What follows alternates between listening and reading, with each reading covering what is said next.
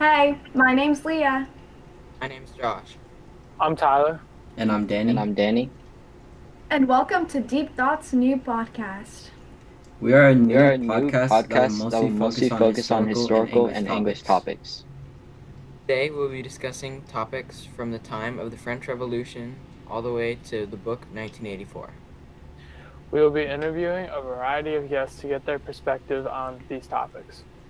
Before we Before get we into get the into the interview, we interview, will we will talk a talk bit a bit about our about our personal personal thoughts on the thoughts on book the book 1984 1984 and the and the French French Revolution. Revolution.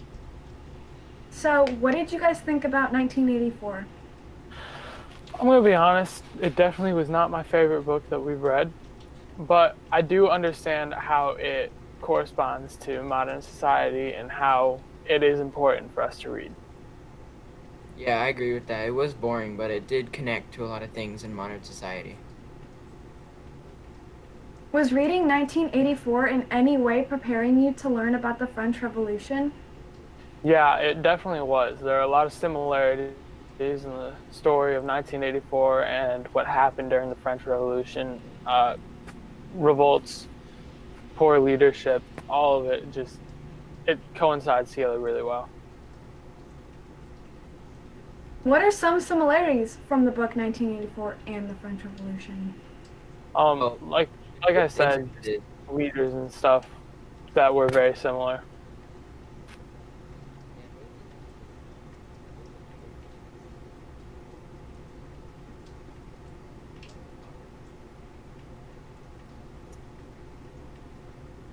Well, book 1984, we're interviewing Winston. Hey Winston, glad you could join us this morning. Thanks. Glad I could make it. We have a variety of questions and topics to discuss with you today. But first, why don't you introduce yourself? All right. I'm Winston from Oceana 1984. I was a part of the Brotherhood, and I took a stand against Big Brother as well as the Thought Police. Winston, you Winston, you revolted revolted against your against your government, government, correct? correct? Yes, I did. How did that go? Well, we failed. Revolutions fail because the people revolting are not strong enough to keep going. Because people give up, and giving up is never an option. Taking what you just said into consideration, during the French Revolution, the General Assembly did not give up. That's why they succeeded. Thanks for the Thanks for the insight, insight, Winston. Winston. Another question for you. How would you compare 1984 to the French Revolution? Huh. Well, in both instances, the people wanted to revolt against the government because they felt they were being treated unfairly. Well, what made them so unhappy? Well, the government was too strict and didn't let people think for themselves. Even if people did think for themselves, they were publicly executed. The government would cover up anything they did wrong and just lie about it. They had people working to make it seem like Oceana was perfect and never did anything wrong. That That government was government far was from far from perfect. perfect. I feel I like feel they like just they just didn't care didn't for care for anything but anything their but their reputation. reputation. Exactly what Danny said. Yeah, do you think the government had bad intentions? Or they just had a good idea that was executed poorly? Well, I think that the government had good intentions, but took the idea of monitoring equals safety a bit too far, which brought about all the pain and suffering to future generations. Yeah, the government was so strict, but it seemed like they were trying to do what was best for everyone. What should What they should have they have done done instead? instead? I think a government's job is to protect their country and all their citizens. People with power should make the world safer, not try to control everything and everyone. I agree with that. I kind of think the ministry should have listened to the people more, so they could have made a better future for everyone instead of just the government being happy and living off the taxes of the bottom people. Yeah. Hey, you kind of have a lot in common with Charlotte Corday from the French Revolution. Before we bring in our next guest, what is your overall opinion about the French Revolution? Yeah, it Yeah, was it was definitely a definitely very a very important and important and tragic tragic time time period. period. I like to read about all the noble acts that people committed, like sacrificing your life and much more just for the greater good. Yeah, I agree with what Tyler said. Sacrificing everything just for your country and having a better generation, having them a better life and stuff like that. Well, speaking of heroes and some opinions, our next guest is none other than Charlotte Corday. Charlotte, would you like to tell everyone about yourself? My name is Charlotte Corday, and I'm from the French Revolution. I'm a member of the moderates, and I live with my cousin. Wait, you live with your cousin? That's kind of weird. I didn't ask. Ouch. Sometimes the people need to stand up and take action. What was your motive to take action and rid France of Marat? Well, my motive for killing Marat was for the people. Marat was a terrible man, and he planned to kill thousands of innocent. I blamed him for the extreme course that the revolution took. Violence. Are you sure that's the answer? What is your opinion on the Great Terror? Well, the Great Terror was the exact opposite of what I wanted to accomplish. I wanted to end the violence, not create it at all. Wait, but isn't the act of killing Marat violent? Yeah, I agree with Tyler. That seems pretty violent to me. Yeah, it is, but again, I would much rather have one person die than all those he planned to kill. You could have handled that way better, Charlotte. Yeah, you could have done that a lot better. Maybe, but either way, if I had spoken up, I would have been sent to the guillotine. I saved thousands before I even thought about myself. I ultimately made the right decision. In my opinion, that was best. Well, maybe you should have left your attitude at the guillotine. Tyler. You guys know she's still sitting right there. Anyway, is there anything would you like to ask? Nope. I think that's all for today. Thanks for coming. Thank you for having me. We'll be back after this short break. Okay. Whoa. Bill Belichick? Really? You're right. I should get a delicious footlong from Subway. That would be better.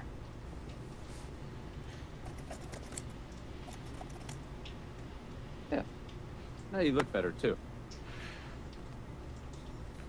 Thank you. Good food that's good for you, well, good for you. Now get a free footlong when you buy two, because it's footlong season. Welcome back, guys. I gotta ask, what's your go-to Subway order? Well, my go-to is always an Italian BMT with provolone cheese and some lettuce. Maybe if I'm feeling good, I'll go with a salad, but that's my normal. My go-to is a sub, warm, juicy, tender meatball sub with cheese, lightly toasted. My favorite sub is a 2-foot-long Italian sub with extra meatballs. I got a lot of people give me hate for this, but I like my sub burnt to a crisp. It really brings out the Italian flavor. You know, I just gotta say, that is a lot of food for one sitting. Like, I mean a lot of food. Well, a lot of people say I have a fast metabolism, so I do eat a lot. Okay, my go-to sub has to be the foot long, but I never finish it, so I get the 6-inch turkey breast on Italian herbs and cheese with provolone cheese, lettuce, green peppers, and cucumbers. Anyone else hungry? As another character from the event of the murder of Jean-Paul Marat is none other than the victim himself. Please give a warm welcome to Jean-Paul Marat. Thank you for having me. So, Marat, you were very important in the French Revolution. How do you feel about your role? It was my responsibility to keep the revolution running. All traitors had to be stopped, so we had to execute them to further our revolution. That is a very interesting way of solving things, to say the least. Do you think maybe you could have gone with a better way of dealing things? A lot of people might not agree with me, but I still feel like I did the right thing. It might have been a very violent solution, but war is not always a choice. With the way the higher estates are treating us, we were going to starve either way if we didn't act quickly. Well, I'm gonna have to side with Leah on this one. Maybe I don't agree with you, but I do understand how that could have been a troublesome situation. So, the third estate was really treated that poorly? Yeah, life was pretty rough. They just basically lived off our taxes and we didn't have enough food to go around. Wait, hold on. So you think killing all those people was really the only way of fixing things? Well, I think there was nothing wrong with what I was doing, and Charlotte only killed me because she thought because she thought she was on the lists. She killed me because of my plans during the September massacre. I wanted to rid France of all who did not support the revolution, and she just had to go and play hero. What a child. Yeah, I did. What about it? You're the child here, thinking there's only one solution to problems. And I would have gotten away with it if that piece of garbage didn't get in my way and kill me in a bathtub. What a snake. We could have furthered the revolution instead. This person had to stop me. Well, YOLO, and I'd do it again. You know what? I think we're gonna go now. Thanks for having me. Leave, you pathetic sewer rat. Wow, that got heated. Well, I'm sorry for how heated that got, but thank you both for coming and answering our questions. Our next guest is Big Brother. He has a lot in common with Marat. Big brother, you were praised. What made you the leader? Thank you for asking. So what made me the leader was being so powerful and having control over everyone. I had the power because everyone was scared of me. My image brought a sense of loyalty and fear in the populace. Running a government is hard. What would you say were some of your biggest personal struggles? Honestly, having everyone agree is the biggest thing. If people don't agree, we run into problems that just get bigger over time. So I just made laws everyone can agree on because they know nothing except what we tell them.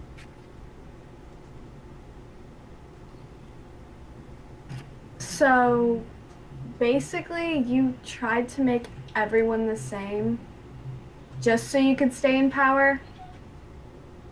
No wonder people started revolting. They had no freedom. What were you thinking?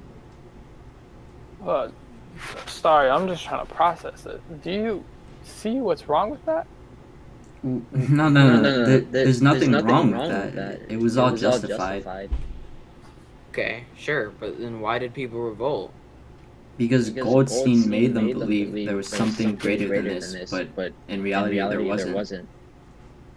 Well, alright. Thank you so much for coming and answering our questions. What did you guys think about that? I mean, he was a bit mysterious, a shadowy figure. Definitely not someone who you would invite to a party.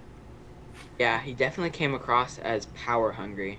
His lust for power goes further than his need to protect his citizens.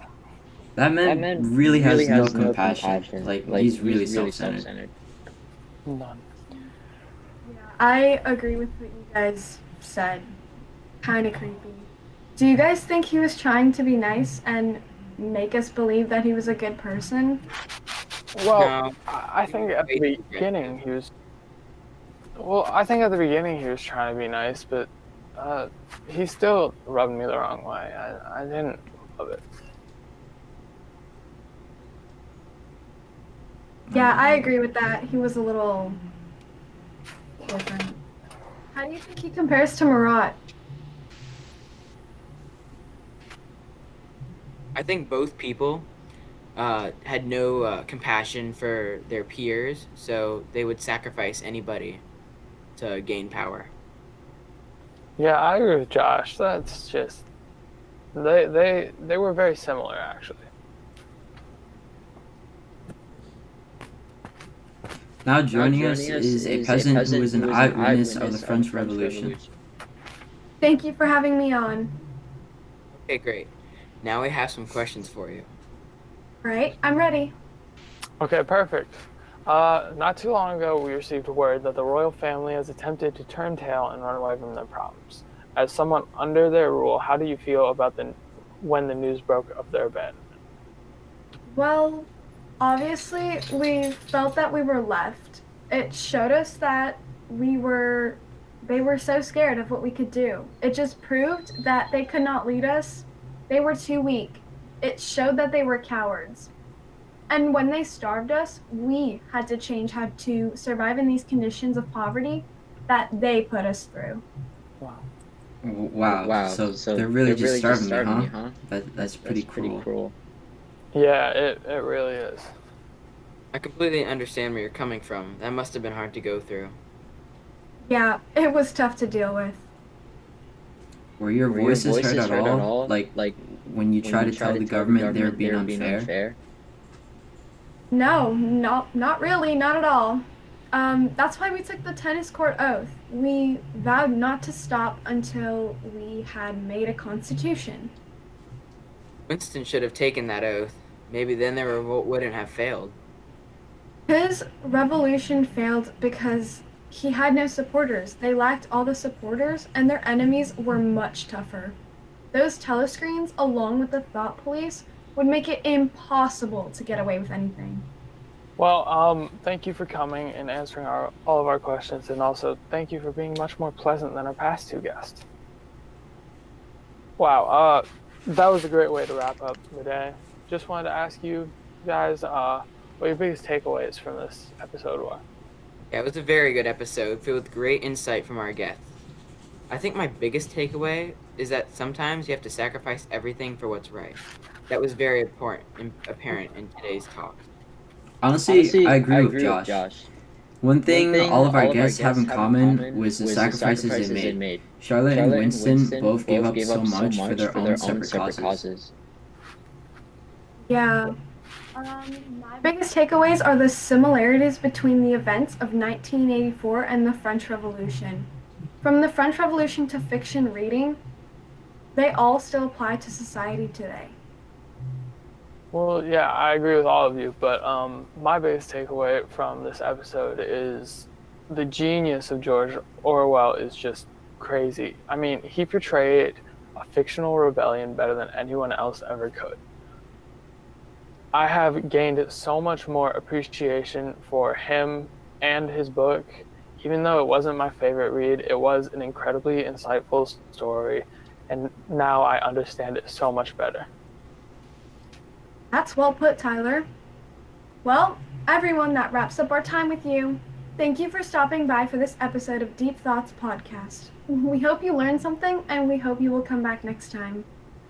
Yep. See you next time on Deep Thought. Have a great rest of your night. Bye.